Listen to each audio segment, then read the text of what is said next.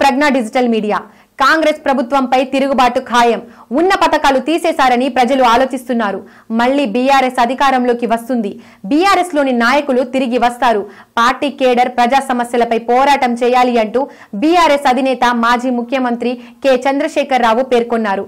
ప్రభుత్వం యాదవులకు గొర్రెలు ఇవ్వడం లేదని, చేప పిల్లల పంపిణీ, ఫీజు రియంబర్స్మెంట్ తీసేశారు అంటూ ఫైర్ అయ్యారు.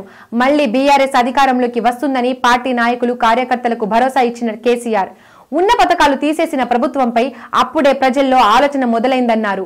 కాంగ్రెస్ ప్రభుత్వంపై తిరుగుబాటు ఖచ్చితంగా వస్తుందని నల్గొండ, సూర్యాపేట, మేడ్చల్ జిల్లా కార్యకర్తల సమావేశంలో అన్నారు.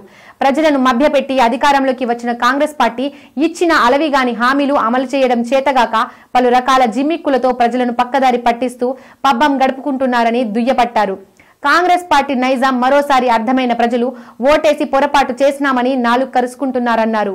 తెలంగాణలో మున్నెన్నడూ లేని విధంగా ప్రశాంతమైన పాలన ద్వారా 10 ఏళ్ల పాటు సంక్షేమం, అభివృద్ధిని అందిస్తూ అన్ని తీర్లా అండగా నిలబడ్డ బీఆర్ఎస్ పార్టీని తిరిగి తెలంగాణ సమాజం కోరుకుంటున్నదని కేసీఆర్ తెలిపారు. Please subscribe Pragna media. Please like, share, subscribe to Pragna Media. Pragna Media, please do like, share and subscribe. Please subscribe to Pragna Media. Please like, share and comment if you like the video. Pragna Media.